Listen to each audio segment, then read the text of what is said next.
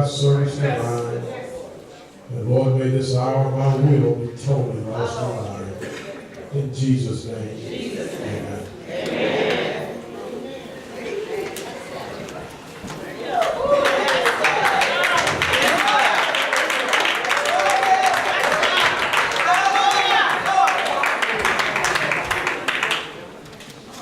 Paul writes to us, it says, that God has given him a name that's above every name.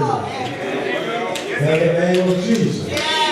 Every knee shall bow, and every tongue shall confess that Jesus is Lord to the glory of God. God has given him a name that is above every name. In the name of in the name of Jesus. That's why I love to call his name.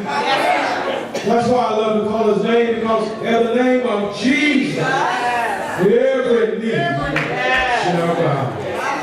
Every tongue is going to confess. Oh, bless his name. Come on and give him praise and glory. Come on and give him honor today.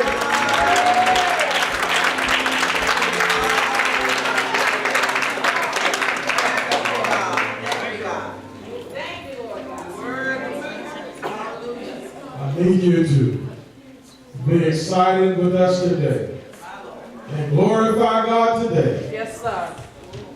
Give him glory, give him honor. I just got it. I'm trying to go somewhere. I want you to think about what the Lord has already done.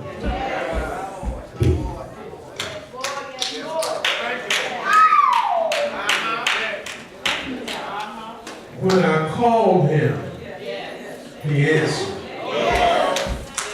And I'm talking to one or two folk in here that can testify. When I called the Lord,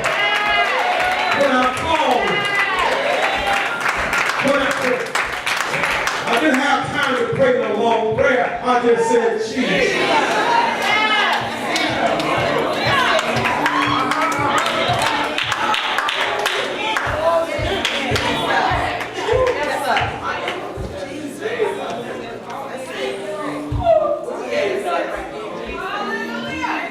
Oh, how I love his name. There's something about his name that makes demons tremble. When the hellhounds get hot on the track, and I'm turned out running, they see me gaining on me. I don't have time. I just say, Jesus! I'm trying to get one or two folk who will just testify that in the name of Jesus.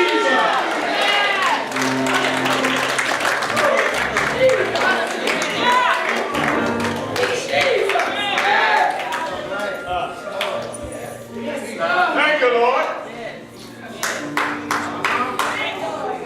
That's what this celebration is all about. That's what this anniversary, celebrating 150 years, is all about. Because somebody 150 years ago called on his name.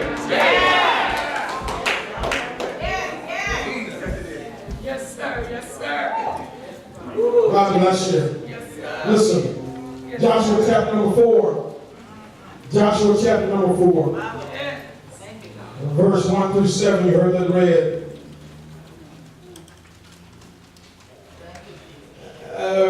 Verse 5, I'll key in on that.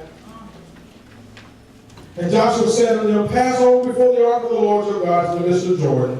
Take care of every man of you a stone upon his shoulder, according to the number of the tribes of the children of Israel, that this may be a sign among you, that when your children ask their fathers in time to come, saying, what mean ye by these stones?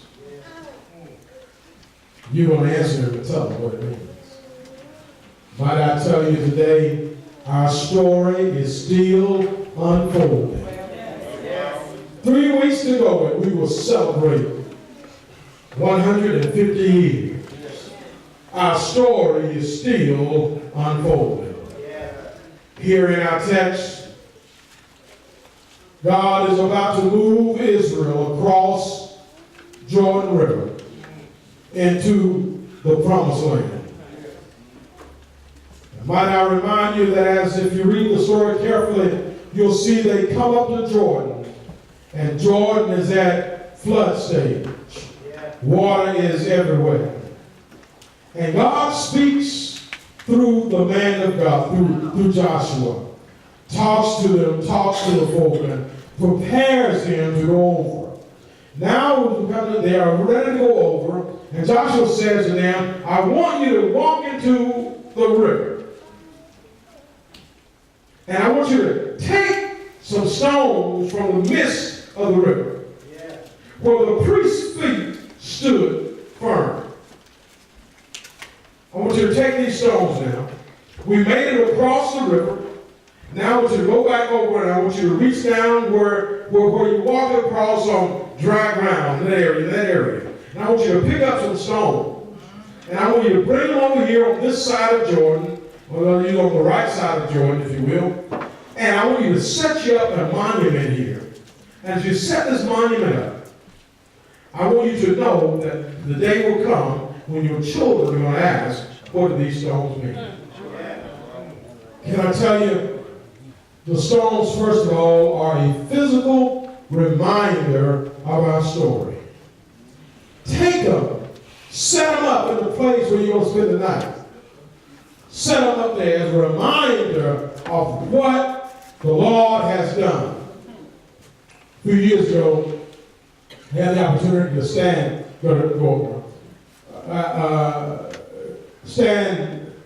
a place called Rosewood, Florida. I stood beside the historical marker there in 2016. Took that picture. Everybody know Rosewood? Yes. That marker is there as a reminder of what happened at Rosewood.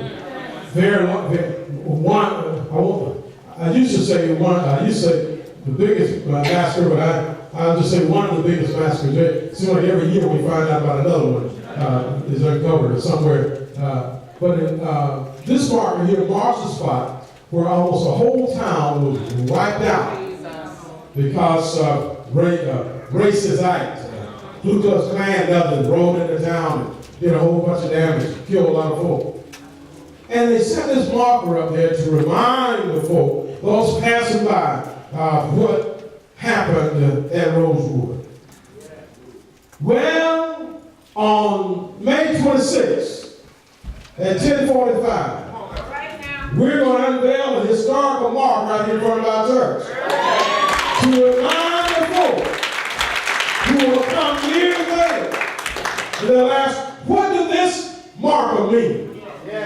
And I hope some of you will be around and we can say to them, this means that in 2019, Bacon Missionary Baptist Church celebrated 150 years. Now, right about there was a shout, but that's all right. I'll shout later. We celebrated 150 years in 2019. It is important for me to tell you that in 1869, Reverend Ralph Quarterman, y'all heard that name before, haven't you? And 5 deacons, Julius Rogers, Joe Howell, P.M. McIver, Thaddeus Bray, and Will Bacon, along with about 35 members, decided they would build a church in this community. Those folk, and many of you sit here now, you are the descendants of those folk. Y'all heard that. If nobody else should shout, the Pray family should shout. Barnett Pray family, I would shout. These were folk from the Barnett Pray family and the Quarterman family. Those names are big names around Walterville and Liberty County. Now, these folk decided that instead of walking down to Crossroads, down here to Riceboro, that they would establish a church right here.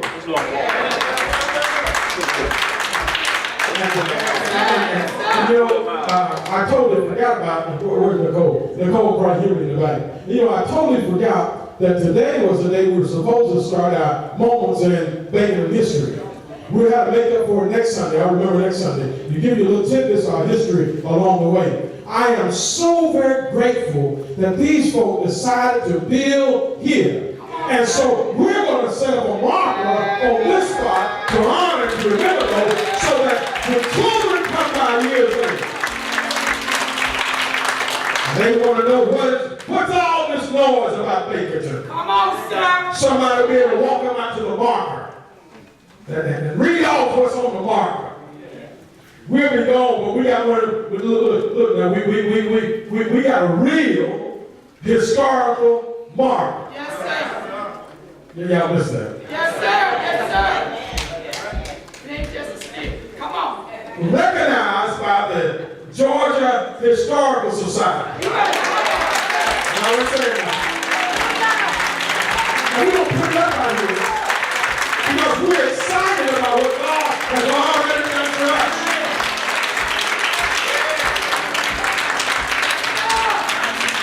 Stones are a reminder of our story. Now we can't put the whole story on the marker. Come on, sir. But when we begin to talk about it, Yes, sir. there's a little spot in there. And we can fill in the detail. Yes. Because we've got enough inside of us, we can tell you what should be there. And listen now, our story is important. And we cannot pass our story on unless people like Mother Duncan and Deacon Barner and those who've been around for a while, they pass on to us and then we pass it on to our children. Yes. Stones are a physical reminder of our story. Secondly, stones are partial to the one setting them up.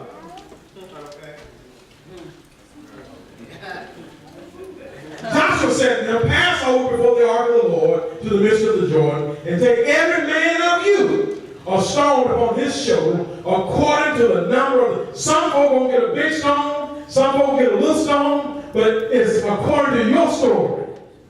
Listen, stones are partial to the one telling the story. Go to the next one. Listen, until the lion learns how to write, every story will glorify the hunter. Jesus. I let that sink in for a moment. Yes, sir. Until the lion learns how to write, Yes. every story Yes. will glorify the hunter. Yes, sir. Aren't you glad that there's some folk in Bacon who know how to write? Come on, sir. And so as we write our story, you can tell the story as it relates to Bacon. Oh, I wish I had time to come visit me in Bible study. I wish I had time to tell you more about this writing the story, because your story is important. And you must write your story and not allow other folk to tell your story, because when other folk tell your story, they'll tell it from their point of view. And it might not be what you experienced. So tell your story. Stories are partial to the one setting them up. And listen to all that. But listen, stones are permanent for future generations to see. For future generations to see. That this may be a sign among you, that when your children ask their fathers in years to come, saying, "What do these stones mean?" then you can tell them. Listen. A couple of years ago, a few years ago now, 4 years ago exactly, when was that? Go to the next slide. 2015. 2015, we moved the time capsule out of Zion and we placed it in the ground during July 2015, and then years later we'll all be gone. They're going to go there, they're going to open up that hole and lift the time capsule out, and inside that capsule will be the stories that we placed in there. Yes, sir. And so on May 26th, we're going to bury our time capsule. Yes, sir. Yes, sir. Just let me shout right about there. Because our stones should be for future generations to see what we've gone through. I already told you in 1869, Deacon Bacon and others from the community saw the need, and they established a church in this community. And so listen, as we move forward and look for 50 years for the 200th celebration of our church, we're going to place items in this capsule that will tell our story. And 50 years from now, somebody on a day like today will go out to the front yard, dig around for a moment, lift up that time capsule out of the ground, open it up, and inside of there, they're going to see stuff from you. Because we're going to give you an opportunity to put something in the time capsule. Starting today, actually, if you have something you want to put in the time capsule, then you just see one of these deacons going to be sitting right here. You're going to push the top off. You can start putting your stuff in there. Now listen. Come get in there early. You make sure your stuff get in there. That ain't but so big. We can't take big stuff. But you can write yourself a letter. Write a letter to your descendants, right? Put your name, put a picture of you in there. Talk about yourself. Tell your story. And let's put it in the capsule. Because stones ought to be for future generations. Your children will come by. And when they ask what do these stones mean, we're going to lift it out of the ground. We're going to read to them what happened in 2019. So I encourage you to read the story of Baconton. I encourage you to understand the value of Baconton. Because look, if we don't understand the value, we will discard it. I'm glad to testify to the fact that Baconton's church has stood here and been of value to this community for 150 years. Right about there, somebody out there shouting. What we have done, what the Lord has done in and through us is immeasurable. We may be here on this corner, but folk have passed through Baconton, been blessed, and gone around the world and shared the story of Baconton. So that's real grateful. We must understand the value of Baconton. So now as we prepare our story, we understand how valuable our story is. Can I tell you, encourage you today to tell your story. I want to use David as an example. David's story, David's example gives us an example of how our story ought to be. And I'll talk this month a whole lot about our story. First of all, your story ought to look back. Yes, sir. Yes, sir. I said earlier, the songwriter says, my soul looks back and wonders how I got over. Look, you want to look back every once in a while at where you came from. Every once in a while, you ought to think about the fact that it hadn't always been this way. David, about to face the biggest giant of his life. He's about to face Goliath, and as he's about to face Goliath, he looks back and says, Lord, I remember when I was in the paw of the lion, the paw of the bear, and God, you delivered me out of the hand of that bear, and God, and that lion, and God, I believe you will deliver me out of the hand of this Philistine. So he says, I got to go take care of this Philistine. I want to tell you today, as you think about your story, why your story is so important is that it helps you to face tomorrow. You ought to look back now and say, God, if you brought me through that, you'll bring me through this. And I promise somebody this morning who knows what the Lord brought you from. You know you didn't have. You know what you did not have. But God looked down upon you and brought you through. Oh, can I just testify for a moment? This is a month of testimony. Can I tell you, I know what God brought me from. I know what I had living up after. I know what God did for me. How he picked me up out of the miry clay. I know what God brought me from. I'm just trying to tell you, when you look back, you see what God did for you, and you just ought to give God praise.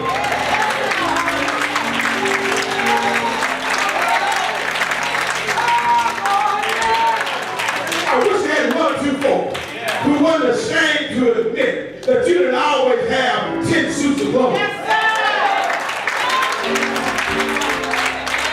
I wish I had one or two folks who weren't ashamed to admit that you didn't always have a freezer full of food. I wish I had one or two folks who didn't mind looking back at your life and say, look, I remember when I almost did not make it. I remember when I had to rob Peter to pay Paul.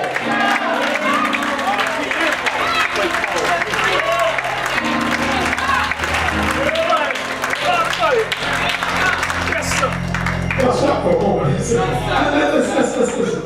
I got excited the other day. I was in the cleaners talking something. Met that fellow, and I was in there just talking, and I kept talking about, and the lady came and told me what my cleaning bill was.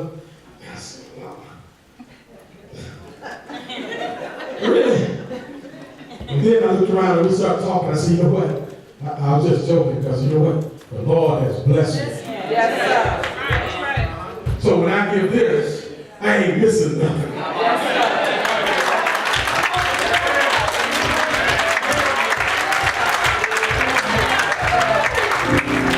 I'm trying to get you to look back for a moment. Our story must look back. You gotta see, you can't appreciate what you have if you don't look back and tell God thank you. You're sitting in jobs now. You're sitting in some jobs now that pay you more in a month than your parents made in a year.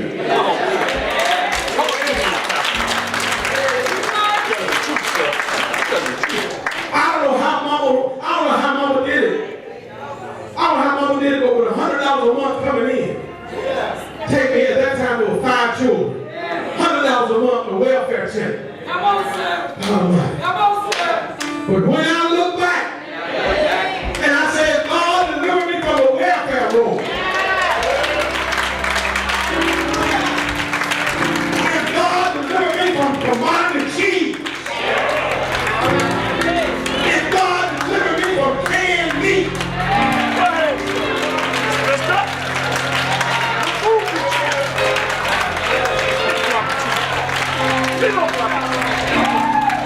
I'm just trying to get you to see if God did it then, still do it again.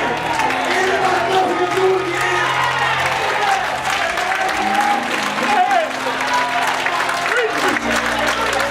David said, come on, Goliath, because I know what God already done. And if God delivered me from the lion and the bear, I ain't worried about no Goliath.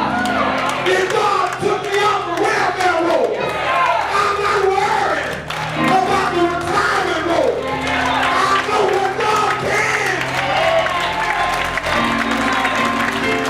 What are you doing? What are you doing?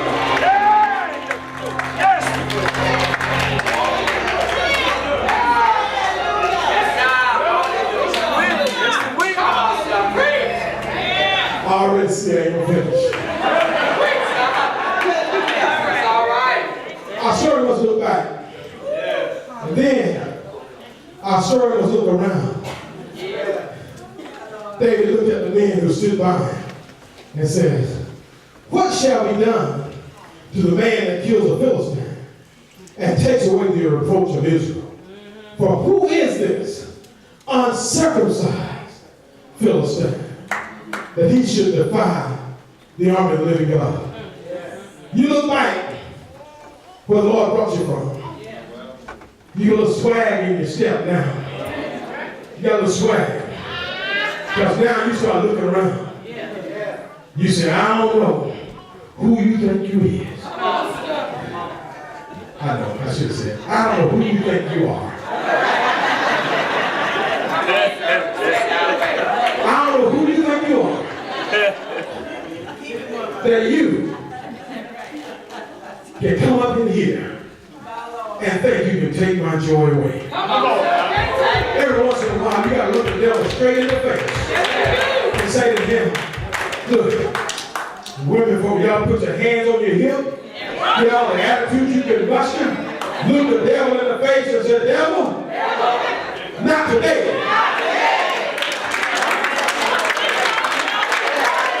I'm trying to tell somebody, I feel like preaching in here this morning. You got to look, every once in a while, you got to look at the devil with some attitude and say, devil, who do you think you are? That you have the audacity to stand up here against God's elect. I'm God's elect. I'm purchased by God. I'm in the name of the blood of God. Devil, you got no business messing with me. I'm a deacon sitting like in a picture of hell. I'm not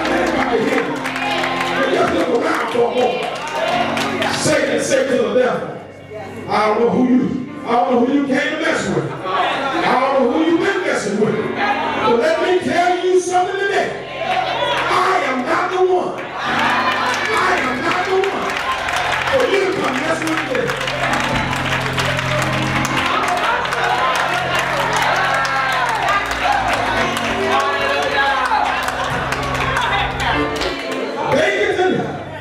Over these 150 years, there was somebody in this church, in this congregation, when hell came up, when this came up, when the gates of hell started knocking on the door, I'm glad there was somebody who stood up and said, devil, not today, not today, not here in this church.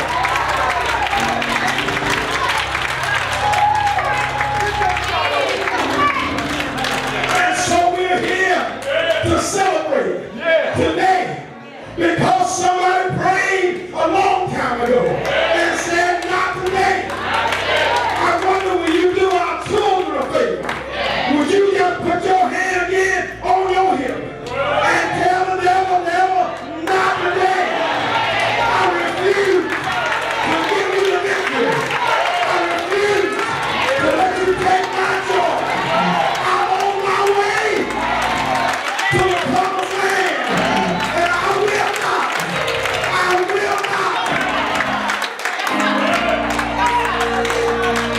be defeated.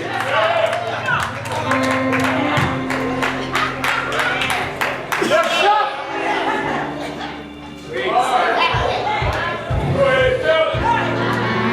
Our story is important. I got about 10 more slides. But let me end with this one. Our story must look ahead.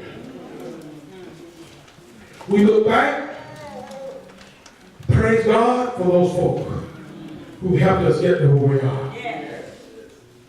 We look around and we say, not today. Not today. I'm on my way to the promised land. Then you got to look like David. David looked again.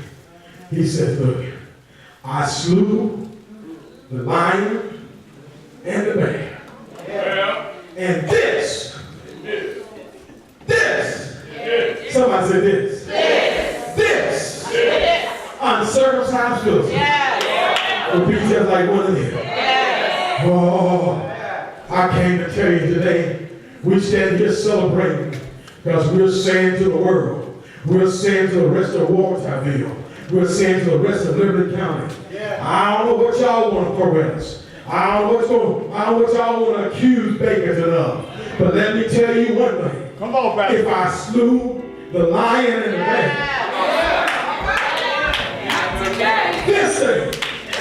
listen, whatever this thing is, shall be just like the lion and the bear. Yeah. Because listen, David didn't say he defied me. He didn't say he defied you. But he said he defied the army of the living God. Yes, I just want to tell somebody today, the battle's not yours. Yes, sir. It's not yours. Stop fighting it yourself. You can't win it yourself. You can't win the battle by yourself. It's not yours to win. Yes, the battle belongs to God. Yes. Because he has defied the enemy that attacks you now. The enemy that causes you difficulty right now, that is not your battle. Yes. Stop fighting against people. Yes. Come on now. Stop fighting against one another. Yes. That's what the enemy wants you to do. It's not against flesh and blood, but it's against powers, against principalities, against spiritual weaknesses in high places. That's what we're fighting against. But I want to tell you, whatever this is already defeated. Just look at somebody and tell them it's already defeated. It's already defeated. Yes, our story must look back. Our story must look around. And our story must look ahead. I'm going to save the rest for next week, y'all. Listen. I got to tell you why we can look ahead. We can look ahead because regardless of what you're dealing with, we got Jesus.